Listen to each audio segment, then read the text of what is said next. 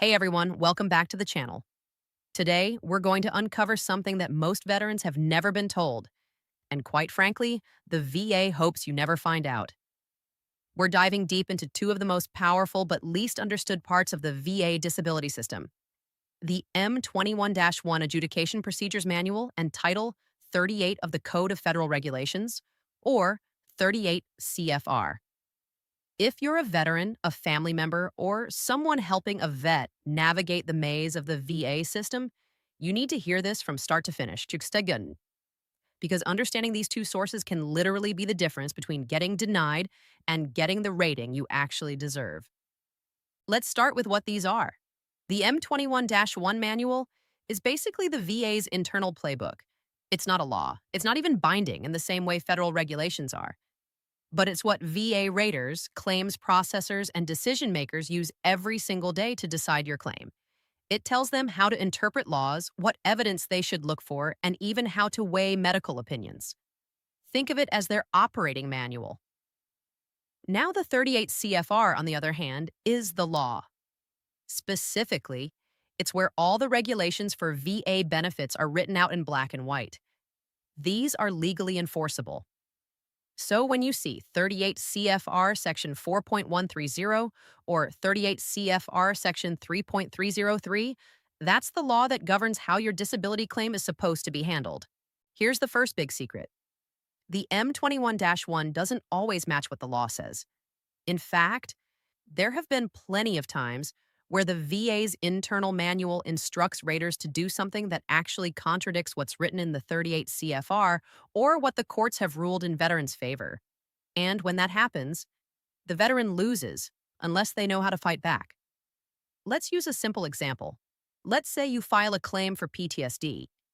The law, 38 CFR, Section 3.304F, clearly states what's needed: a diagnosis, credible evidence that the stressor occurred, and a medical link, nexus, between the two. Pretty straightforward. But the M21-1 might instruct the rater to deny your claim if they can't verify your stressor, even if you have credible lay evidence or a diagnosis that already links it. The rater might not even realize they're breaking the law. They're just following their internal guidance. And unless you point out that the 38 CFR overrides the M21-1, your claim could be wrongfully denied. Here's the second thing the VA doesn't want you to know. The M21-1 is constantly changing. The VA updates it all the time, sometimes to clarify things, but other times to quietly shift how claims are processed. There might be a rule that helps you today that's completely rewritten next month. And while these changes are public, they're buried in thousands of pages online. Most veterans never see them, and even many veteran service officers, VSOs, don't keep up with them. The third secret? You can actually use both the M21-1 and 38 CFR to your advantage. That's right. The same system that the VA uses to deny claims can be used to build stronger appeals. Let me explain how. When you file your claim, you can cite 38 CFR to anchor your legal argument. Those are your rights under federal law. But you can also quote M21-1 sections to show how the VA is supposed to handle certain parts of the process.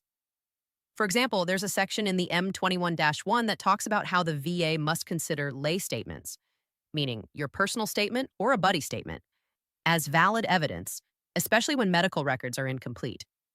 By referencing that manual in your claim or appeal, you remind the rater that they're required to evaluate your statement correctly. Now, a lot of people don't know this, but the Board of Veterans Appeals, BVA, and the Court of Appeals for Veterans Claims, CAVC, are not bound by the M21-1 manual. That's huge. It means if your claim is denied at the regional office level because they relied on something in the M21-1 that contradicts the law, you can appeal, and the higher courts can throw it out. The courts only care about the law, the 38 CFR, and legal precedent. So if you know that the M21-1 is wrong, you can point it out in your appeal and cite case law that supports your argument.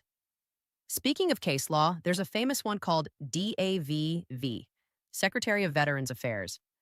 In that case, the court basically ruled that the M21-1 doesn't have the force of law and that it can't override existing regulations. That decision is critical because it confirmed that veterans' legal rights come from the 38 CFR in Congress, not from VA's internal instructions. Now, let's get real for a moment. Why do these differences matter so much? Because when a veteran files a claim, they assume the VA is following the law, but in practice, the VA is following their manual. And if you don't know how to call them out, you're stuck. That's why so many veterans get lowballed ratings or outright denials, not because their claim is weak, but because the VA used a playbook that benefits them, not you. Here's a good rule of thumb. Always build your claim with the 38 CFR in mind, not just what the VA tells you to submit. If you're filing for a mental health condition, go look at 38 CFR section 4.130. That's the general rating formula for mental disorders.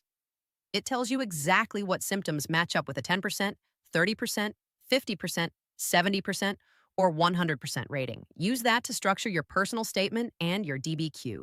If you have sleep apnea, look at 38 CFR section 4.97, diagnostic code 6847. It lays out the requirements for each rating percentage. Once you understand those, you're building your claim like a professional rater would, but from your side of the table. Now, let's talk about something else the VA doesn't highlight. You have the right to access and cite the M21-1 manual in your claim or appeal. It's not classified. It's right on the VA's website, but hardly anyone looks at it. And when you bring up M21-1 sections in your correspondence, for example, per M21-1, Part 3, Subpart 4, Chapter 4, Section A, the VA rater immediately knows you've done your homework. You're no longer an average veteran submitting random paperwork. You're showing them you know their own internal procedures better than they expect you to. That alone can make them handle your claim with a lot more care. Let's take another example. Medical nexus letters. The M21-1 actually provides detailed guidance to raters on how to weigh medical opinions. It says that a private medical opinion, like one from your civilian doctor, can't be disregarded just because the doctor didn't review your entire claims file. Yet, how many times do we hear veterans getting denied because the VA says that nexus letter wasn't sufficient? That's where citing the M21-1 can shut that down. You can point directly to that section and remind them of their own policy. Another hidden gem is how the M21-1 talks about benefit of the doubt. According to 38 CFR section 3.102, if the evidence is roughly balanced, meaning it's 50-50, the VA must grant the benefit to the veteran. But raters often don't apply it properly. The M21-1 reinforces that the benefit of the doubt should be used liberally in favor of the veteran.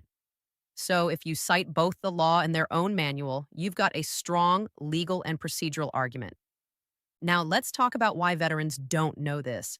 The VA doesn't advertise the M21-1 because it would expose how subjective the system really is. The manual shows exactly how much interpretation goes into each decision. Two different raters could read the same evidence and reach completely different outcomes, and both could claim they're following guidelines. That's why understanding the law, the 38 CFR, gives you the upper hand. The bottom line is this: knowledge is leverage. The M21-1 tells you how the VA operates internally, while the 38 CFR tells you what they're legally required to do. When you use both together, you're not playing their game. You're rewriting the rules in your favor. So, if you're filing or appealing a claim, start by downloading the M21-1 manual directly from the VA's website. Search for the sections related to your condition, whether it's PTSD, sleep apnea, migraines, back pain, or anything else. Then look up the corresponding 38 CFR sections. Compare them. If they don't match, use that in your argument. When you write your statement or appeal, cite both. It's completely legal, and it shows the VA that you're holding them accountable. And here's one last piece of advice. Never assume that a denial is the end of the road.